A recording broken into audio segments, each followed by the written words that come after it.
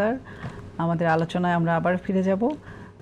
আমরা আলোচনা করছিলাম আব্দুল মান্নান, আপনার কাছে আমাদের প্রশ্ন ছিল এই পুশব্যাক বিষয় নিয়ে ভাবনা এবং এই পুরো বিষয়টাকে আপনারা কিভাবে ভাবছেন, যে সরকার সফরে গিয়েছিল পররাষ্ট্রমন্ত্রী, সেই বিষয়টা নিয়ে যদি আপনি কিছু বলেন। জি, আপনাকে ধন্যবাদ। দেখেন, যারাই প্রতিবেশী দেশে ক্ষমতায় থাকুক না কেন, প্রতিবেশী তো পরিবর্তন করার কোনো সুযোগ নেই। প্রতিবেশীদের সাথে কোনো এজেন্ডাতে কোনো বিষয়ে আমাদের অবজারভেশন থাকতে পারে, কোনো বিষয়ে দ্বিমত থাকতে পারে, কিন্তু প্রতিবেশী পরিবর্তন করা সম্ভব নয়। এটাই মানে সার্বজনীন একটা বিষয়।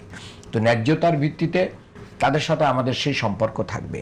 আর পুশব্যাক যেটা আপনি বলেছেন, এটা জামাত ইসলামী এটা অবজার্ভ করতেছে, এটা পর্যবেক্ষণ করতেছে।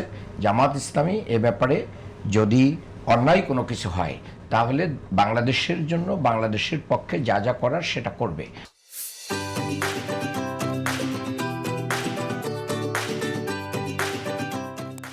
আপনি যেটা বলেছেন যে আমাদের পররাষ্ট্রমন্ত্রী গিয়েছেন ইন্ডিয়াতে, উনি ইন্ডিয়াতেও গিয়েছেন, উনি তো চায়নাতেও গিয়েছেন।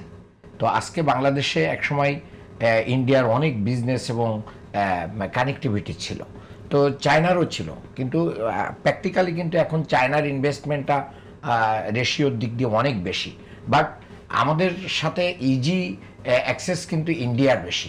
এখন ইন্ডিয়ার যদি সেই বাংলাদেশের সাথে কিছু আলোচনা তো রয়েছে, তিস্তা নদীর পানি, সীমান্ত প্রশ্ন আছে আছে আমরা সেটাই বলছি। যদি আপনি মানে এখানে একটা ইন্ডিয়াতে এই শব্দটা খুব ইউজ হয়, দাদাগিরি একটা শব্দ আছে, যেটা ওই যে সৌরভ গাঙ্গুলি একটা অনুষ্ঠান করেন।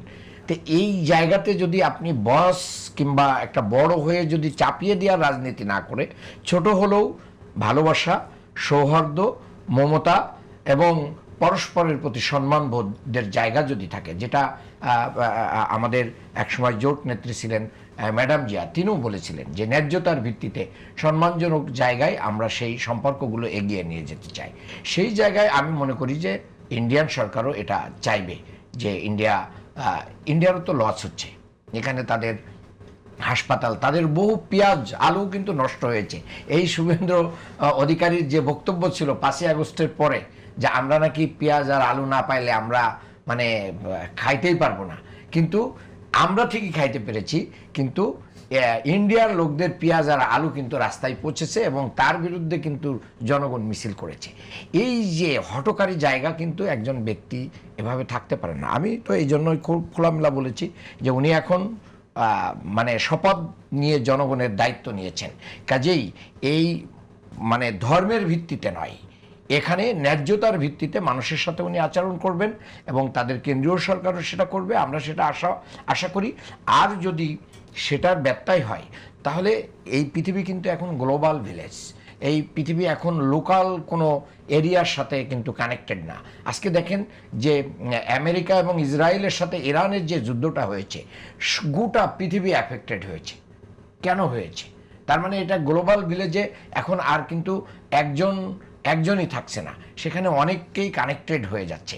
কাজেই বাংলাদেশের পক্ষে বাংলাদেশের জনগণ যখন একসাথে থাকবে, ঐক্যবদ্ধ থাকবে, তখন আমি মনে করি যে সেখানে যাই হোক না কেন আমরা ঐক্যবদ্ধভাবে এরকম বহু পরিস্থিতি ইতিপূর্বে দেশের জনগণ কি করেছে, মোকাবেলা করেছে এবং ইল মোটিভগুলোকে মানে ষড়যন্ত্রগুলোকে নস্যাৎ করেছে এবং বিশ্ব সম্প্রদায় সেটা সাপোর্ট দিয়েছে, ভবিষ্যতেও এটা অব্যাহত থাকবে। আমরা আশা করি যে জাতীয় প্রশ্নে আমরা ঐক্যবদ্ধভাবে কাজ করতে পারবো।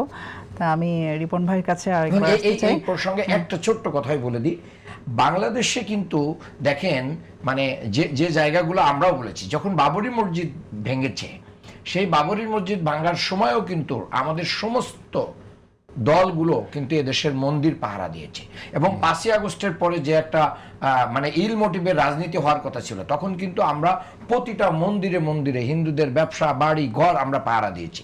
এখান থেকে ইন্ডিয়ার অনেক কিছু শেখার আছে, যে মানে ধর্মের ভিত্তিতে কোনো পলিটিক্স হতে পারে না, ধর্ম বরঞ্চ মানুষের কল্যাণ শেখায়।